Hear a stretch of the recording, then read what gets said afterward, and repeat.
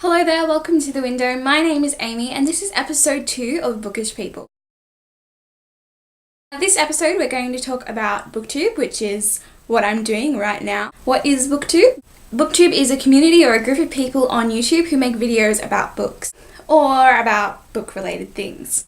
How can you get involved? Well, there's two main ways you can get involved. You can make videos like I do, or comment like I also do on other people's videos. Commenting is really easy. All you have to have is a Google account and you can comment on other people's videos. It's pretty self-explanatory. If you're going to do both, like I do, and make videos, please make sure you don't spam other people's videos with, "Hey, check out my YouTube channel." It's a bit impolite, it's a bit rude. So I would recommend that you say, hey, and add some productive, constructive things that will contribute to the conversation that's happening in the comments, and then go, I made a video similar to this, would you like to check it out? If so, please do. When you're making videos, there's a lot of things you can do. You can do book hauls, so that's when you say, look, the books I've gotten this month or this year or this week or this day, if you've got a lot of books on one day. You can do TBRs, which are to be reads, which is like a list of books that you want to get through. You can do monthly wrap-ups, which is when you say, this is the books I've read this month, or you can do weekly or yearly, that sort of thing. You can enact scenes out of a book. That's a great idea. You can do book talks and book reviews where you talk about a book specifically, give people your thoughts, and you don't have to limit yourself to books. You can do movie reviews, especially if it's an adaptation of a book. I know a lot of my favourite booktubers actually do that. You can also do DIYs and makeup. You don't have to limit yourself to one area of YouTube. That's something that I found I've sort of gotten myself in a rut because I was like, oh, I want to do this video, but it's not about books, so are people still going to want to watch that? I don't think it matters. The main thing is that you're engaging your audience. Okay, so what do you need to get started? Not much. Let's flash back to before I started this video, where I explained, what I have and how I got started. Hey guys, so this is me, business at the top, and pyjamas at the bottom. Usually there would be a giant pile of washing here, and my bed would not usually be made. For the purpose of this activity, I cleaned my room so you didn't have to be exposed to that mess. In fact, usually you can't even see my carpet. This is my camera. It is a Samsung DV300F. I got this when I was 15 or 16. It's not really the best quality camera in the world, but it does the job. It films in HD, and it has a little screen at the front, just there, if I just turn it on, so I can see myself, make sure I'm in focus, make sure that it's actually recording, and make sure my framing is right and that I'm not just cutting off part of my face. Obviously, you don't need your own camera. You can just use one that your family has. You could use your iPhone webcam. Tanya Burr, who is a YouTuber, she started off just using her boyfriend's webcam. And it's as simple as that. You only need something to record you. Okay, so this is my little setup. These are my bookshelves arranged in sort of rainbow colours, just to make it interesting for you guys. This is my tripod. I think my dad got it in the 80s or the 90s. It's quite old. As you can see, there's a little bit of rust, but again, it does the job. I don't really need a fancy tripod. You don't even need a tripod. You could just stack up a whole bunch of books. You could rest it on the end of your bed and sit on the floor. You could rest it on your desk or on a high shelf if you have one.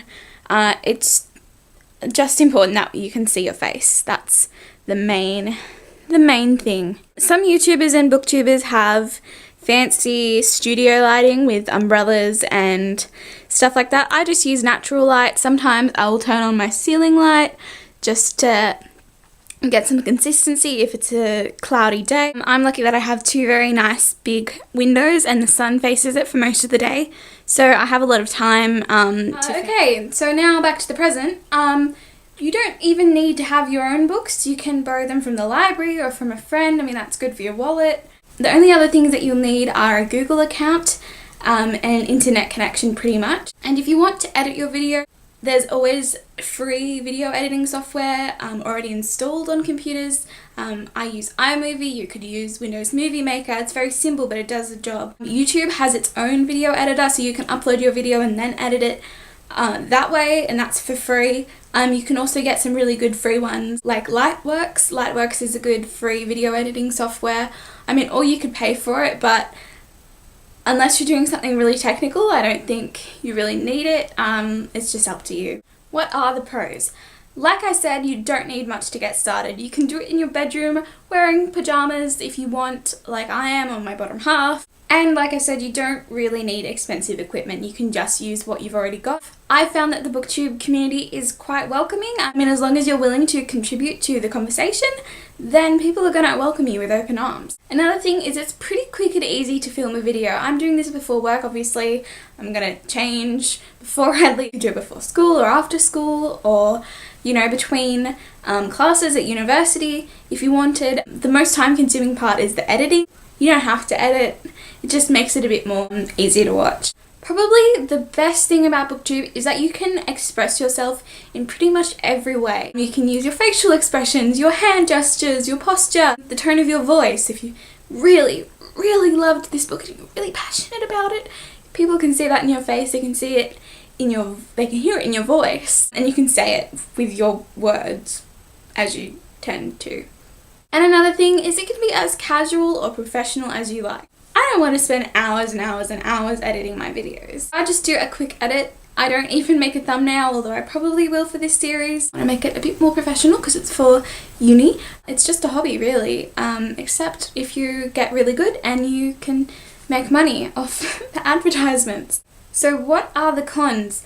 One of those things is it can be really easy to see the other booktubers who, you know, have 30 books in a book haul for that week and get advanced readers copies from publishers and seem to have all this money to buy books and fancy equipment, and you think, oh, I could never be like them because they're so good. Some of my favorite booktubers are filming on webcams and things like that. I think it's not the quality of the visuals or the amount of books you have, it's the quality of your expression and the points you put forward. It's probably not going to be for you if you aren't comfortable talking in front of a camera in your bedroom, or if you're not very good at public speaking. It's very hard also to maintain your privacy and anonymity just because you're putting your face out there. It also requires a little bit of skill in being able to think of things off the top of your head, or you could memorize a script, which is what I'm doing for this video, just because there were some things I really wanted to say, so I've just got dot points that I'm following. But if you find that really hard, maybe it's not for you, maybe you'll be better off articulating it in some other way, and I'll give you a few options in the rest of this series. Probably the most important thing is, what is the message you're trying to convey?